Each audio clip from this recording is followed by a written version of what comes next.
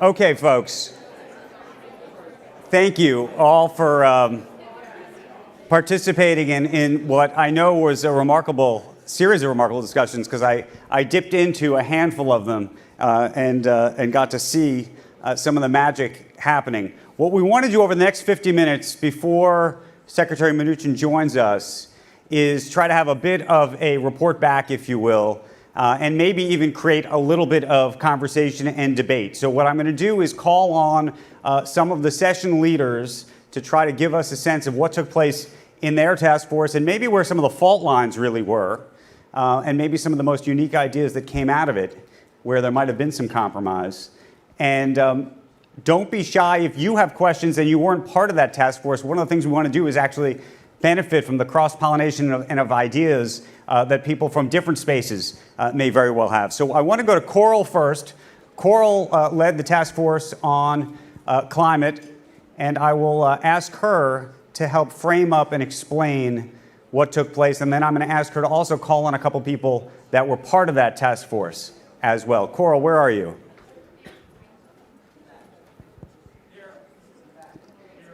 Get her a microphone. There we go.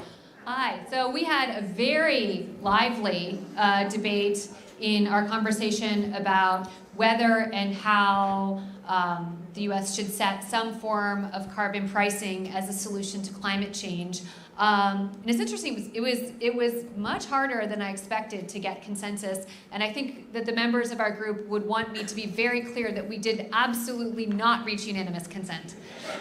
I would say that the points on which we found a majority agreement were about that, and I would like some of the participants who did not necessarily fully concur with those agreements to talk a little bit about. But one is there was agreement that there needs to be a federal limit on greenhouse gases, very specifically with a target of net zero emissions no later than 2050, and that a carbon price needs to be part of that agreement. Another point of consensus is that some portion of the revenue from a federal carbon price absolutely has to go to some form of equitable transition, helping the poorest, helping fossil fuel workers who will lose their job, transition to the new economy. One major flashpoint that we had is on the idea that if there's a carbon price or tax, that the way that it can happen politically is in exchange for stripping away existing regulations on greenhouse gases. I think that that is something that for a lot of corporate interests and big oil companies, they sort of say, look, we can come to the table on this. We will support a carbon price, we will support a carbon tax in exchange for taking away the regs. I think that is seen as a way to get Republicans on board, as a way to get something through the Senate. And I think that for a lot of people who look at this from a net carbon dioxide reduction point of view, they say absolutely not. This is non-negotiable. There is no way we will trade away these carbon regulations. In particular, this is because what the companies that are causing the problem want. Hell no. I would love for two of our participants to talk a little bit more about sort of these points of consensus and the flashpoint. The first one right here is Ted Halstead from the Climate Leadership Council, if you could. Thank you, Coral. We had a very, very lively and smart debate. I'm not going to try to talk about consensus. I'm just going to talk about one alternative. My organization, the Climate Leadership Council, has built the broadest climate coalition in U.S. history, from oil majors to solar majors to a wide range of companies, to large environmental groups, to Fed chairs, and so forth. Yesterday, we put out the details of a plan that would reduce U.S. CO2 emissions by 50% by 2035 in a way that's pro-business, because it would trade unnecessary regulations, and in a way that's pro-middle class, because it would give all the money back to American citizens, making the vast majority of Americans better off. It's a plan. It's what we think a bipartisan consensus would look like, but in our group, it was just one of many ideas discussed. Thanks. And to sort of another point of view, I would love, I'm not sure if Rihanna Gunright is here.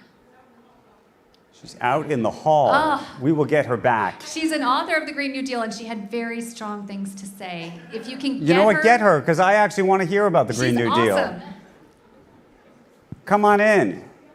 The water's There she warm. is. Come on in. You probably didn't. Well, I know you didn't hear it, but we just got a little bit of a preview of what took place during this session. And Rihanna, I would love if you could speak to an idea that Ted Halstead just talked about. I brought this up as something that we did not have agreement on in our session, which is the idea that, at least for some proponents of climate policy, a way to get it done is tax carbon emissions in exchange for undoing climate regulations, as a way to bring on oil companies, as a way to bring on Republicans, as a way to get consensus on something that can get through the Senate. And I would love for you to speak to why you can't agree with that. Yeah, sure. Sorry, I have to go back to my smart brain. I was just gossiping outside. So yeah. The question was, why do you disagree with what he's doing? with a carbon, right, okay. So I think oh gosh, I'm sorry, I'm still not really listening. What was the question again? The idea that, there's a proposal put forward by a pretty large coalition, Right. that the way to get serious climate change policy through the U.S. Congress, the way you can get something where you can get Republicans to buy in, where you can get corporations to buy in, where you can get big companies, and something close to a bipartisan consensus is this: put a price on carbon, and in exchange, take away EPA regulations, take away the regulations on carbon. Right. That's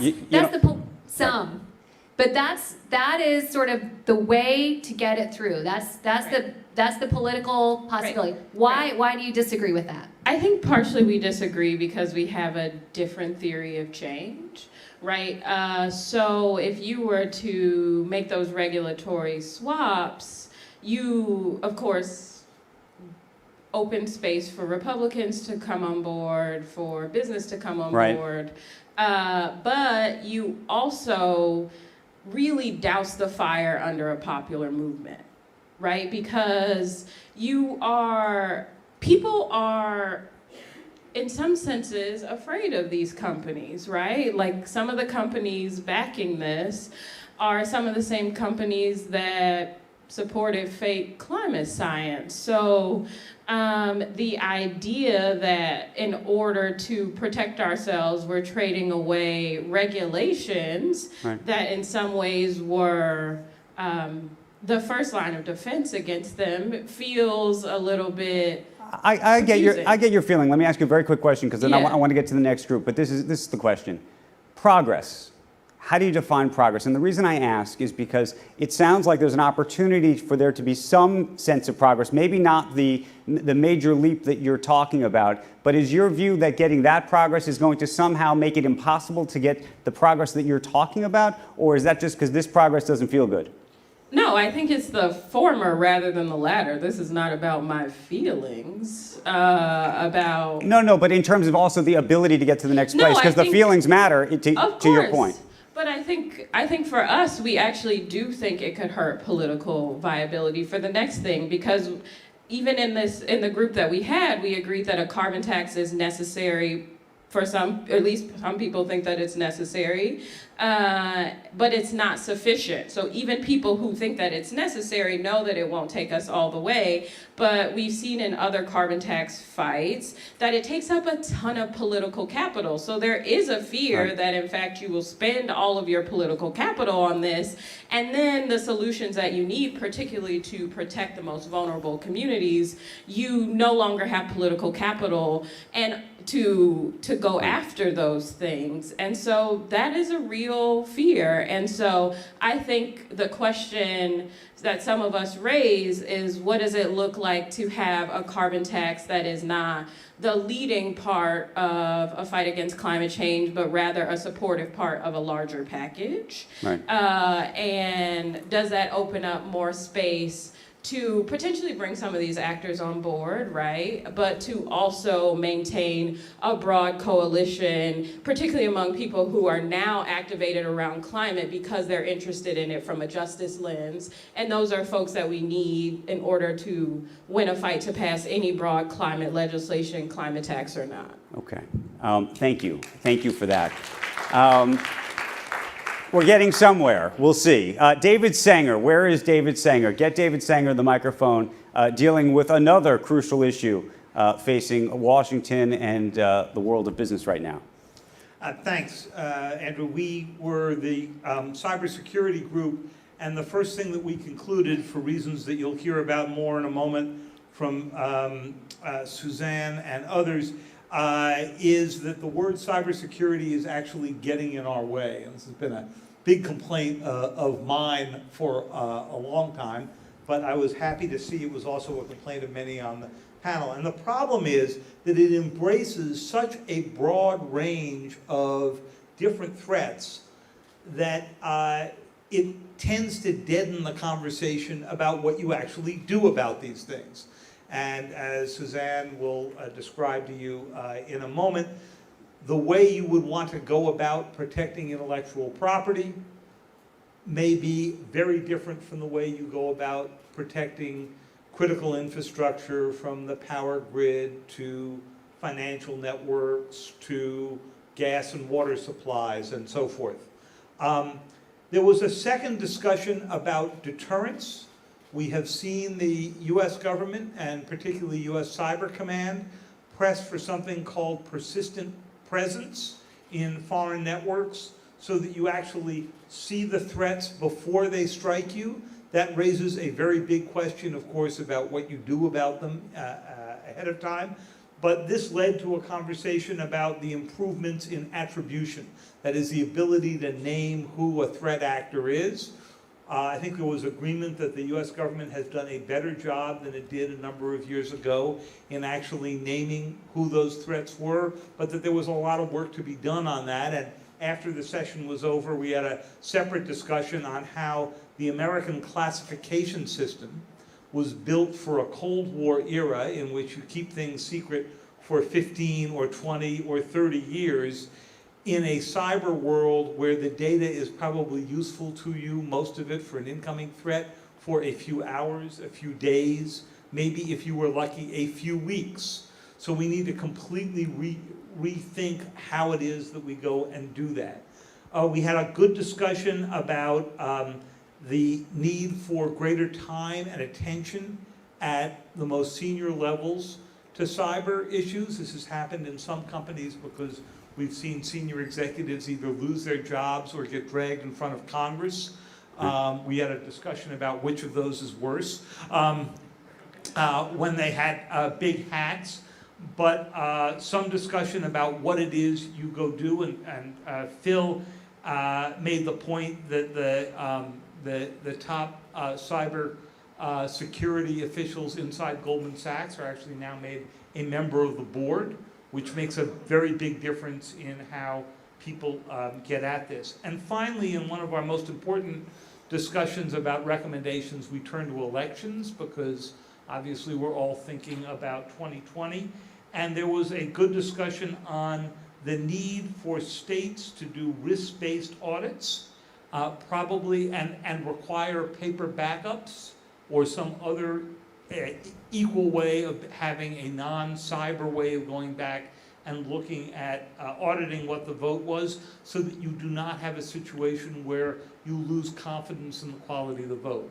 That is not the only threat to the voting system. There are threats to the registration systems. There are threats of power, of blackouts at the time of a vote, all kinds of things that would interfere with it, and the need to be able to think ahead on that. I'm going to ask Suzanne Spalding to talk a little bit more, particularly on the first point. Thanks, David. I used to worry a lot, professionally as well as personally, about weapons of mass destruction. And we couldn't make traction in the 80s on this issue. And we finally realized, because there's no such thing as weapon of mass destruction. There's chemical weapons, there's biological weapons, there's nuclear and radiological weapons. And until you disaggregate that, You can't make traction on each of those. They have commonalities, but they are susceptible to different kinds of policy and other kinds of solutions that have different consequences. And the same is true with respect to cybersecurity. Think right now, you hear that word. Do you think, as I do, about I got to get a new credit card every few months sent to me and I got to change all my automatic payment systems? Or do you think I could be without power for an extended period of time? Theft of intellectual property is not the same as an attack on an industrial control system, and we confuse rather than illuminate when we lump it all together. But I wanted to ask Dmitry Aparovich of CrowdStrike to talk a little bit about the 3 different categories he had in mind that we ought to be able to focus on. Absolutely. So we talked a lot about what the U.S. government can do on this specific issue, and I feel like personally there are 3 areas that the government can help the private sector in this domain. Sometimes that help may not be wanted by the private sector, but nevertheless it's very much necessary. So the first area, which is squarely in the realm of the government, is deterrence. Going after bad actors, whether through law enforcement means, military, economic, all the elements of the power that the U.S. government has, to actually punish them for malicious behavior and try to get them to stop certain activities that we do not like, whether those activities are going after our critical infrastructure, our election systems, or individual companies and stealing intellectual property. So that's number 1.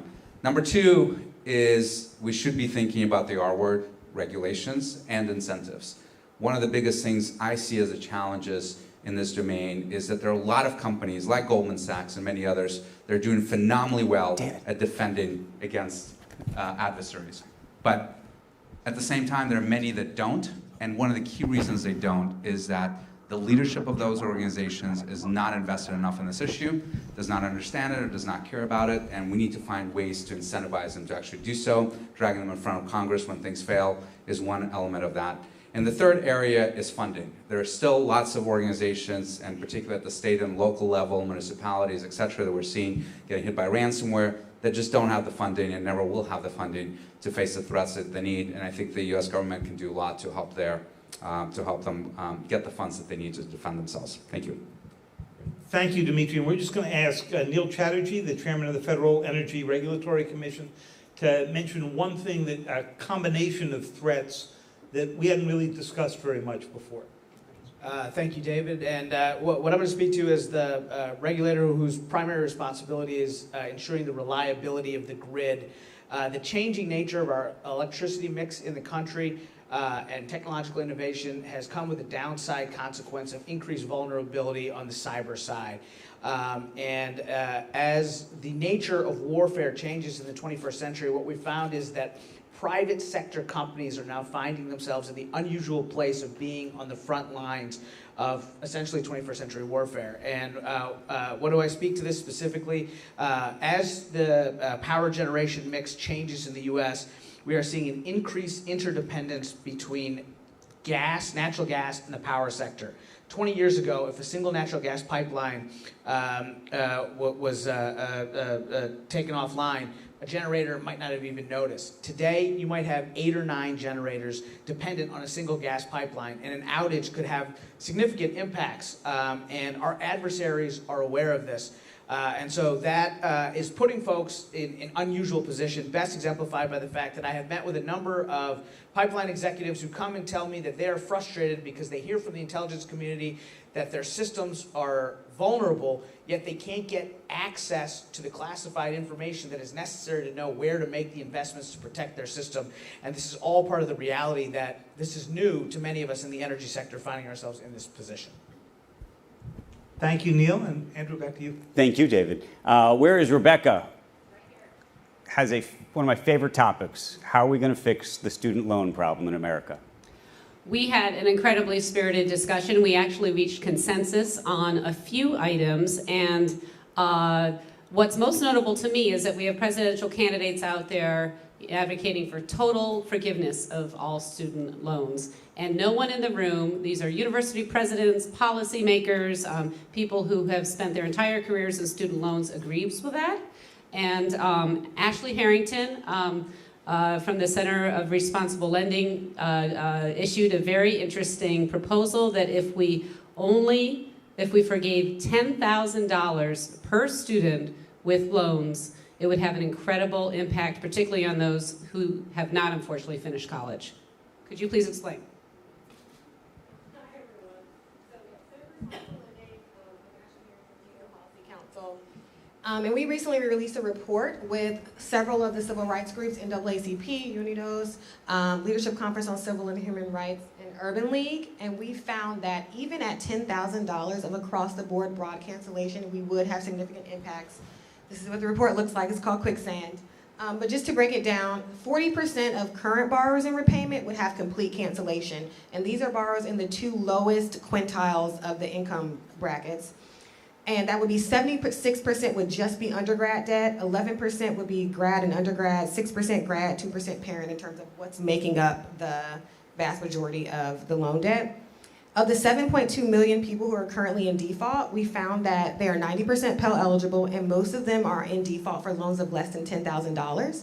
And so with this, even at $10,000, 61% of those in default would have complete cancellation, and the rest would have a large amount of partial cancellation. So we saw that even at this level, you would have a tremendous impact on the groups that you care about the most, that we care about the most, and then that would then in turn have immediate impacts on the larger economy.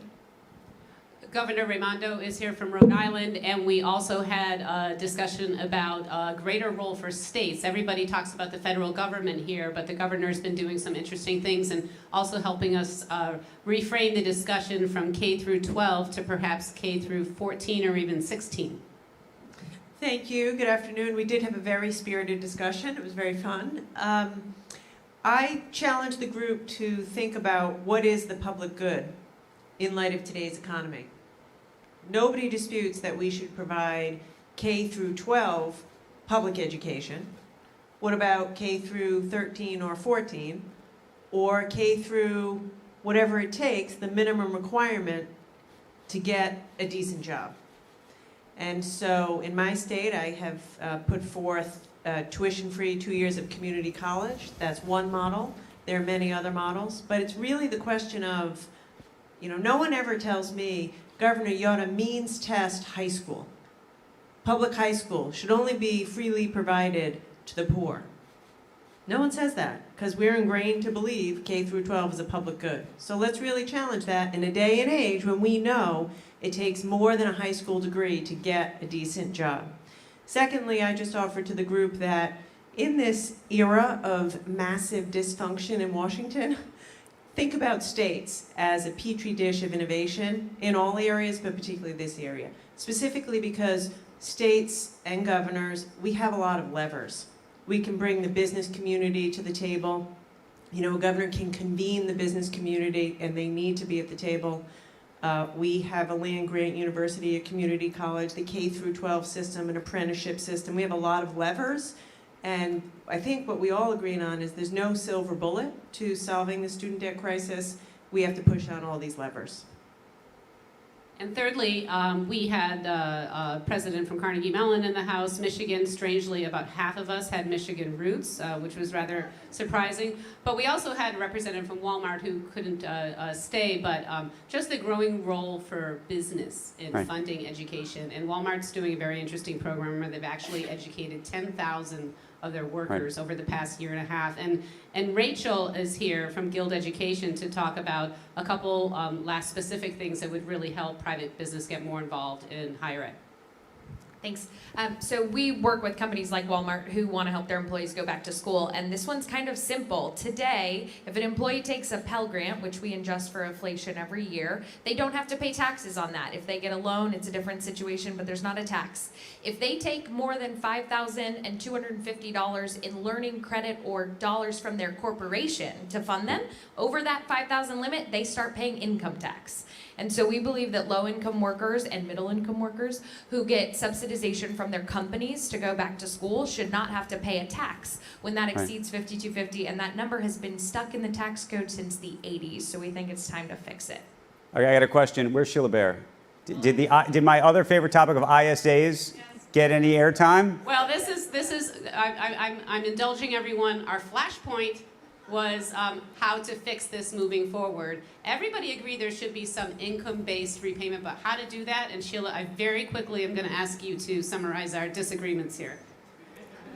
So I'd actually say we had raging agreement, but I think that the terminology we were using, we weren't getting past the terminology. So I'm going to talk about a debt model, which is what we currently have, and an equity model, which is what I've advocated for. And I actually think the government is inching that way. Right now we have a debt model, so your default, if you have a 10-year amortized loan, you borrow money, right? That's what they put you into. And if your 10-year amortized loan payment is unaffordable, there are a variety of what we call income-driven repayment plans where the payment is based on some level of your earnings, but it's still debt. So you still have principal, you still have interest. If your income-driven repayment that you're making does not cover your interest, you have what's called a negatively amortized loan, which if a bank was doing that, we would probably kick them out of the business. So anyway, this is happening with a very large percentage of borrowers.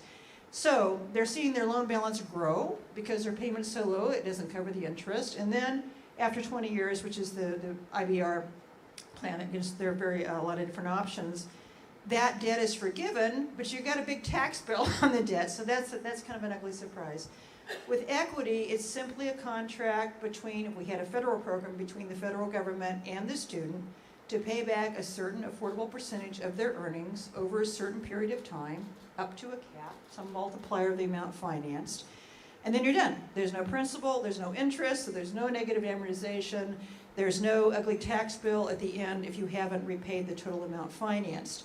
Another nice feature of equity, at least I think it is, not everybody does, is that you can cross-subsidize it a bit, right? So it's a bit like a flat tax. So a lower earner, on a dollar basis, is going to pay less, same percentage, but a dollar amount will be less than, somebody who makes $30,000 a year, and call it an 8% income share payment. Obviously, on a dollar basis, is going to be paying a lot less than somebody who makes $300,000 a year. So you can get a little bit of cross-subsidization, which helps with the economics, and you can cap that higher earner out so it doesn't get too outrageous. But that's basically the idea, and I think, repayment aligned with earnings, there's a lot of agreement on it. There's a lot of debate about how to set the parameters of the program, but I think, again, the government's inching that direction. I hope they'll continue to do that. Thank you. Anybody have any questions or disagreements that are not in that group? And I know we have a number of economists and others who think about this issue all the time. Anybody want to throw a bomb into the room? I mean, bomb thrower. Okay, we're not going to do that. Let's move on. Where is Dan here? Where's Dan? Let's talk about pot. Let's talk about pot. Let's talk about pot. There's some gummy bears that are out in the hallway on your way out of here. I took a few on the way in. We had a very interesting conversation in my group because we had, two of the leading prohibitionists in the United States, as well as one of the pioneering legalizers of cannabis in Canada, who was a young 18-year-old woman, went on her bicycle and hand-delivered cannabis to elderly people suffering. So it was a very, very interesting discussion. There was a feeling that the legalization of cannabis in the United States had not been accompanied by sufficient education, and particularly for teenagers. So one of the ideas was to have a national campaign that would be funded by big business, by the cannabis makers themselves, but that actually they would not be involved in the hammering out of the literature. So that was one radical idea, which I will throw out to Sharon Harris, a researcher from Harvard. Thank you so much. So let's face it, the money going to public health is usually much less than money going towards commercialization of a product that's addictive, like tobacco and alcohol. So what I think we came to an agreement about is the importance of sufficient funding for making sure that the public has a balanced view that's science-based on the risks of this product. And I think we were all in agreement that we really need to protect our young people, because there is enough science now to say that our young people, that THC exposure is really unsafe. There's enough evidence supporting that. So really focusing on sufficient funding to do the public health work that needs to be done. Yeah. The second discussion we had was about the importance of passing the Safe Banking Act because relationships between banks and cannabis players has been stigmatized, therefore making it difficult to tame the black market. And so I will pass the microphone on to the president of the Banking Association. Thanks, Dan. We had a spirited conversation. Don't know if it was as spirited as the taxing wealth one. I can't wait to hear from these guys. Rob Nichols, American Bankers Association. So 33 states have legalized cannabis in one way, shape, or form. Banks, of course, are federally regulated. So the problem in these states is banks are having difficulty in lending to their customers, clients, and communities.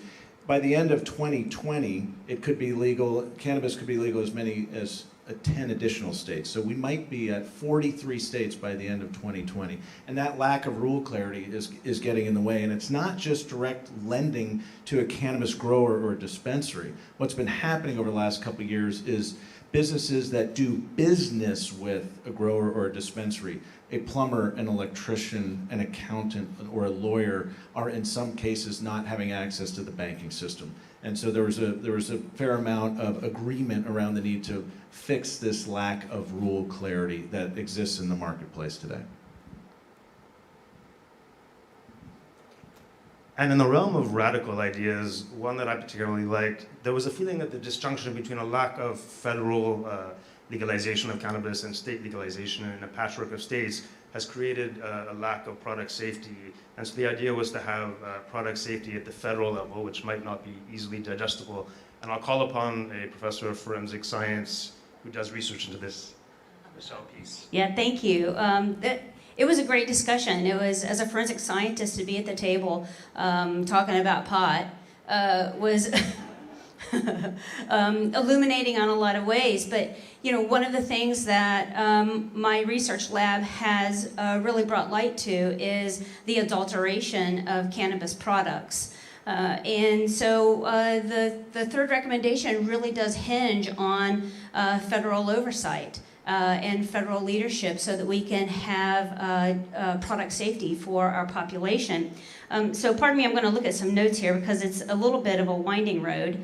And so we want to focus on product safety, and so there's two avenues to think about here. And the first one is with regards to our young people, right? And we know that there are products on the market now that are very, very appealing to young people, not the least of which is electronic cigarettes. But you know, things like brownies and gummy bears, et cetera, et cetera. And so some kind of oversight that maybe really stakes a claim in we can't make these products look very appealing to young people. But beyond that, it was really about the protection of all of our consumers. And so you know, one of the things that I advocate strongly for is tamper-evident packaging for all cannabis products. And so that way, at least what we're going to be able to hopefully stop is the adulteration of products within the stores that people are walking into. At least one of the things that I've demonstrated is that all of the adulterated products, well, not all of them, probably 75% of the adulterated products that we have received in my lab have been purchased in brick and mortar stores, right? So the adulteration is happening within the stores. So beyond that, it really does require, you know, our recommendation is for third-party testing. And when we talk about third-party testing, we really have to look towards the robustness of the labs, and those labs need to have transparent protocols that is really based in scientific strongholds in terms of how to analyze these products, and these products are very difficult to analyze. I won't let anybody tell me otherwise. And so we need to talk about what is potency and pesticide testing and mold and mildew, et cetera, et cetera. And with the reason for the federal oversight for this kind of testing is that the states have gigantic disagreement between what should be considered a safe product. So aside from that, we really need to also assure that people are ingesting safe ingredients and that all of those ingredients and all of our pharmacologically active ingredients are also have some scientific backing to them. Great. So that's what we came up with. And in terms of flashpoints, I would just add there was definite polarization on whether there should even be legalization at all. Right. And although I think there was also a feeling that amnesty should be granted to otherwise there's a risk of stigmatizing and marginalized people, but there was not disagreement about what decriminalization would mean. I see Alex Berenson here. I used to work with Alex Berenson. He's a former New York Times reporter who's just written a fantastic book, and I imagine he thinks all of this is crazy. No. I just wanted to say, first of all, we were told by Dan to go in with the premise that legalization was essentially a fait accompli, so the recommendations sort of fall under that umbrella, which is fine, but just, I don't believe cannabis should be federally legalized. Kevin Sabat doesn't believe that. I don't know what Dr. Harris believes, but I would say on the SAFE Act, there was not necessarily agreement that the SAFE Act should be passed. There was broad agreement that there should be a carve-out for banks to lend to people who are not directly in the industry but do business with the industry if that's not a majority of their business. So if you're an accountant that does a third of your business with cannabis, the bank shouldn't have to sever its relationship with you. But in terms of directly lending to cannabis companies, I don't think there was agreement on that. I know there were people, obviously a majority of people supported it, but I just think should be clear on that. So that's all I got.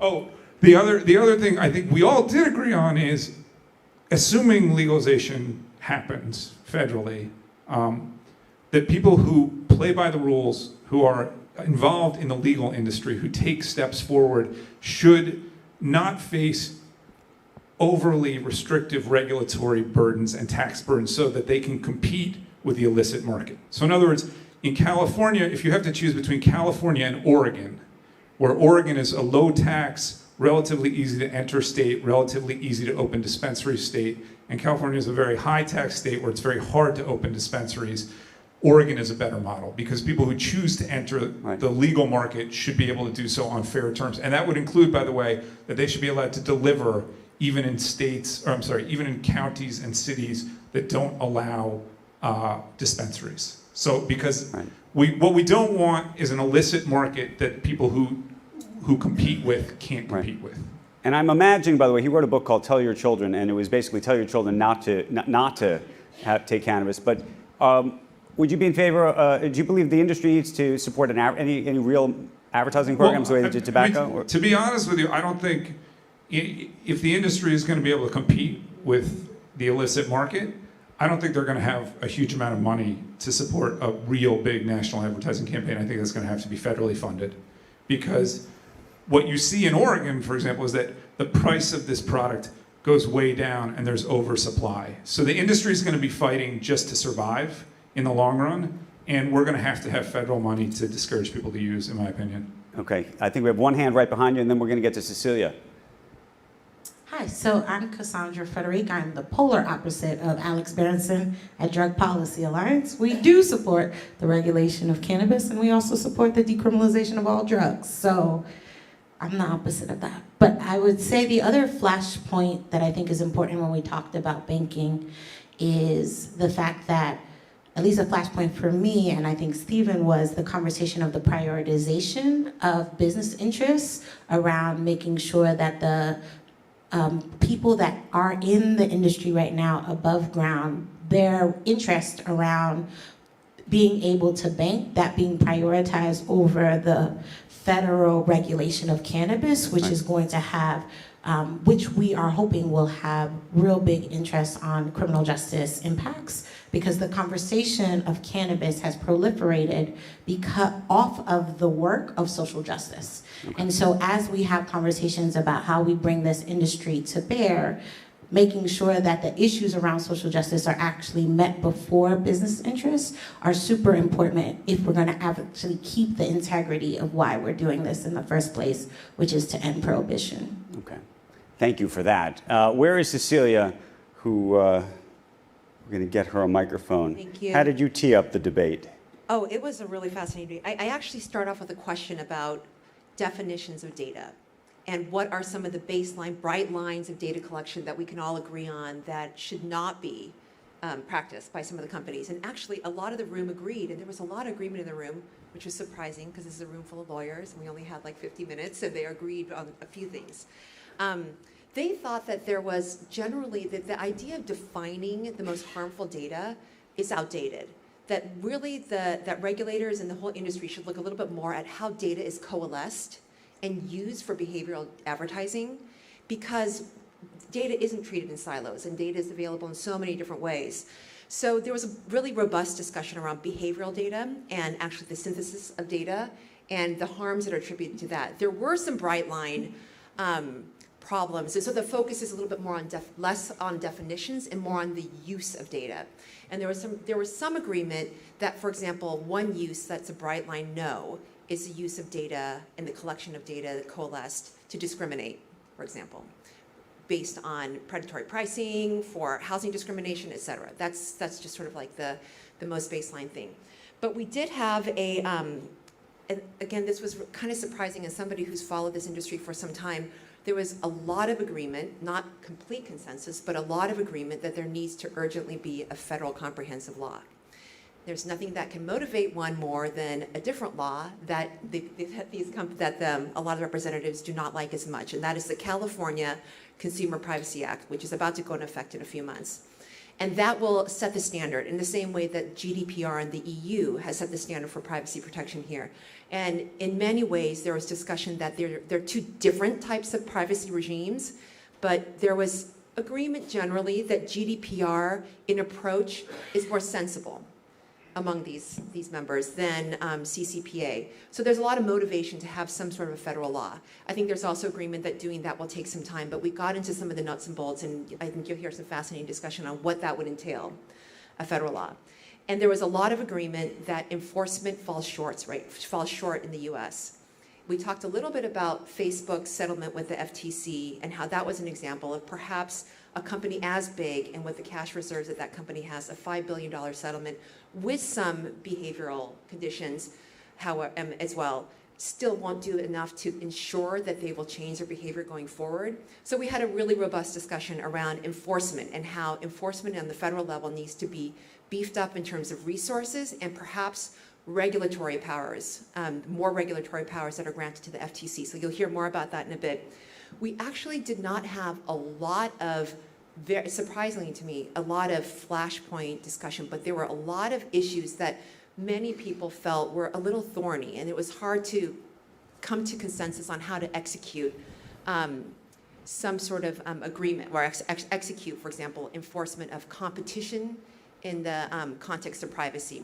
But there's a general agreement that there is concern that there are two very big platforms there that dominate the digital advertising industry. How to make sure that these two companies that are in many ways setting the trend for how advertising is monetized, how consumers are affected, is a very important discussion, but actually how to use competition enforcement, antitrust enforcement, to protect the privacy of consumers is something that we couldn't necessarily come to agreement on. But I would love to turn first to Kalinda Reyna, who's the global head of policy at LinkedIn, who will tell you all a little bit more about our ideas, or their ideas, recommendations for a federal comprehensive privacy law and what that would look like. Thanks so much, Cecilia. So as Cecilia said, I head up the global privacy team at LinkedIn. And I think the conversation, again, was a lot of consensus, which I think surprised Cecilia, but so many of us in the industry who've been doing privacy have seen from GDPR the fact that having a baseline set of foundational, almost ethically driven standards is actually very helpful. And so while many of us were debating whether we pick CCPA or GDPR, neither of which are our ideal version, I think we all thought that the way in which the GDPR has been able to take an approach that forces companies to do some of that work internally of balancing risks and interests was something that we were all very much in favor of. And I think we also really believe that here in the US, one of the things that we need to try to do is to marry the many different laws we have across this country around privacy, not only at a state level, but also at a federal level. We have different laws for health, for finance, for kids' privacy. We need to be able to put something in action that covers it across from a foundational standpoint, gives companies guidance around how best to do privacy going forward, and then also is able to be flexible enough to shift with technology as it changes. Thank you, Kalinda. Jessica Rich is the former director of the Consumer Protection Bureau of the FTC, and she will talk a little bit about enforcement and what that would look like, more robust enforcement on the federal level. Before I do that, just one point of clarification. Oh, she thinks I always do this. Is the law that we were all saying we would support would not just be about advertising, it would be across all sectors of the economy, and that's how we get our baseline standards and common expectations about how data is used. Part of a strong law is strong enforcement. So I'm tasked with just talking for a minute about that. It's a key essential component, otherwise you have no deterrence, otherwise there's no real standards if nobody's really following it and nobody knows it'll be enforced. Right now, the federal agency the only real federal agency that does substantial work in privacy is the Federal Trade Commission, where I came from. And it has about 50 staff across the entire country enforcing privacy, the existing privacy laws, and there isn't one baseline privacy law, but enforcing the laws that exist. That is in contrast to some of the smaller European countries that have hundreds of staff and are saying they don't have enough. They have very few technologists. They don't have the authority to obtain penalties for first violations. They don't have normative standards, so they're using a general purpose law. So recent cases reflect it had been criticized a lot. Everyone's beating up on the FTC for not doing a great job with its enforcement. Those cases reflect the limited authority of the FTC to enforce. So let's fix that. I think everyone agreed we should fix that both on the standard side and on the enforcement side. Strong standards will drive more meaningful enforcement. Give the FTC or whoever penalties for first-time violations. Give the FTC or whoever significant new resources. We also talked about state preemption in this area, and regardless of what people think about state preemption, I think there was general consensus that the states should be to help to make any new law strong by being able to enforce it. Perfect. Thank you, Jessica. An intriguing idea was teed up by Gabriel Weinberg, who's the founder and CEO of DuckDuckGo. It is a search engine, and you can explain it a little bit more, but he proposes in lieu of a federal comprehensive privacy law, which probably won't happen for a little while, he had the idea of a do not track law. And he could talk that a little bit more. There was not a lot of reaction, maybe some lukewarm reaction and maybe some disagreement on that. But he can also talk about the idea of competition and how competition enforcement of antitrust laws could be used as an accompaniment to privacy enforcement. Yeah, just briefly, I'm not against a strong federal privacy law, but it's probably not going to happen in the next year or even two, people are predicting. And so on the path to that, there is something that we can build towards that, which is mandate compliance to the browser do not track setting, which already exists in web browsers, and 25% of Americans have already opted into, but currently does nothing, which most people don't realize. And so that would be a federal standard of telling people if that signal is on, that sites can't do certain things, and then once the consumer has turned it on, they then have an easy, simple mechanism to opt out of data profiling online. That's the simple idea.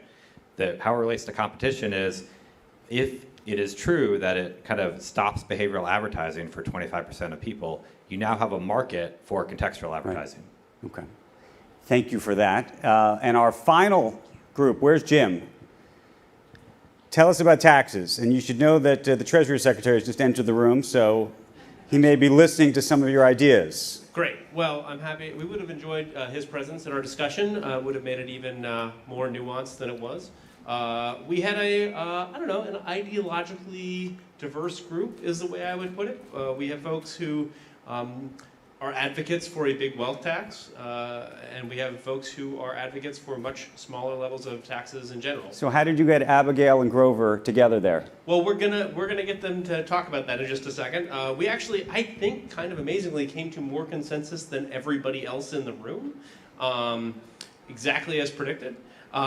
We came to consensus on 3 points. The first is that there are types of wealth in the United States right now that are not taxed that should be.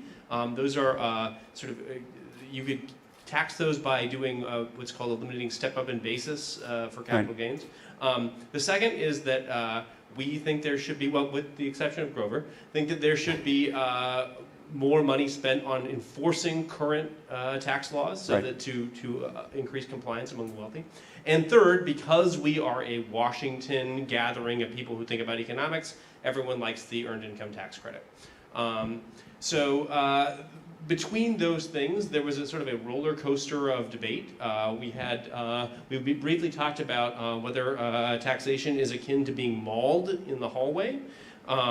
We talked about whether it's immoral to have billionaires, and whether the push to tax the wealthy right now is simply punitive or actually an attempt to solve a problem like widening inequality or political power concentration among the very wealthy. What we ended up evolving into, though, and I think sort of the spark of a lot of the interesting divides, was a philosophical discussion of economic mobility and opportunity and what it takes to actually get ahead and live up to that promise of the American economy and how tax policy can and should influence that. So I think within that we had some really great discussions, some really great divides, and I guess I would ask Abigail and Grover to kind of illuminate two sides of that by talking about why they sort of where they are on a wealth tax. And I guess, Grover, if you could maybe start by you were talking about sort of the encroachment of past tax policies and how they started off with that small group, and maybe you could just sort of illuminate that for us. Sure. Well, we did have one consensus, Jim. That was you were a great organizer for the meeting. Thank you. Once again, I had to hold down the reasonable middle in the group. But when somebody says we're going to have a wealth tax, and it's only going to hit people who make $50,000 or have $50 million, and a lot of people go, that's not me, and it's not anybody I know. The personal income tax was imposed in the United States, top rate of 7%. It only hit people who made more than $1 million a year, and somehow that sort of slid down rather quickly within a couple dozen years to where everybody was paying at least 5%, and then up to 10%. So things that can be told, I'm going to bring this in, it's just going to be little and it's not going to grow. Taxes are like tapeworms. They have their own patterns of growth, and swallowing an extra tapeworm does not discipline all the other ones that you've already got. They just all continue to grow. We didn't talk about the European failure of this tax, that there were 12 countries in Europe that had a wealth tax. Now 3 do. That includes our friends in Switzerland, who only have it at the canton level, so they don't even have it nationally, and Spain, which threw it out once and brought it back with the new left-wing government because they were just starved for cash. We didn't talk about the exit tax that Elizabeth Warren has suggested might be necessary, and the Weimar Republic reminds us that when you put in an exit tax, it might be a signal that something's wrong with the rest of your policies. Rhodesia, South Africa being the other 2 wonderful countries that have taxes like that in the past. But we did have a discussion from a lot of people, should the government be bigger or smaller? There was a discussion about opportunity. I guess I thought John Rawls was still in vogue, but maybe not completely. But the idea that taxing higher income people to the point where you damage job creation and growth and hurt average and low income people is probably non-productive. We couldn't get a consensus that was always not to do. I tend to think we're already past that point in taxing savings and income, and therefore we perhaps should go to the other direction. Just last thought on taxes. I do hope when you guys talk about the SAFE Act on how we tax marijuana, or how we deal with marijuana, we also include the States Act, which not only allows banking, but would tax marijuana as a legal business. Right now, there's a 21%, not profits tax, 21% sales tax at the federal level. Abigail Disney with the final word. Yeah, please. Ooh, final word, great.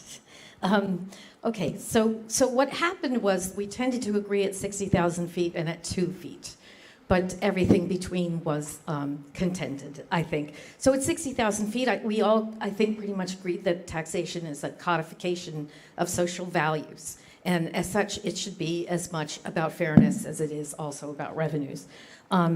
There was a general agreement about the idea that the ladder out of poverty has essentially eroded to almost uselessness, and that was an important thing to capture back somehow, if we could. At 2 feet, there were a lot of marginal nibbling around the edges kinds of things to generate revenues, like getting rid of the stepped-up basis, like enforcing better, like the EITC, which could be made automatic, and so forth. In the middle, the reason there was difficulty getting consensus was that there was, there are very fundamental values differences between people arguing X and people arguing Y. That money to the federal government is always and in every case going to be misspent. And you would find most of the people in the room would argue that government has been historically a good engine for social change and good and justice, but that of course it can get out of control. So I think that the question of fairness, there was a feeling that that we have a moment here to talk about this issue because the question of fairness is generally resonating across all the cultural lines. There is no progressive unanimity around the idea that every billionaire is a policy failure, even though that's how progressives tend to get painted. Nobody was actively trying to undermine capitalism or establish socialism in America. There was this question of a small wealth tax on people who are at the very, very high end of the spectrum that would not prevent them from growing their assets and would not prevent them from being able to outpace inflation with investment. Okay. Abigail, thank you. And I want to thank everybody here.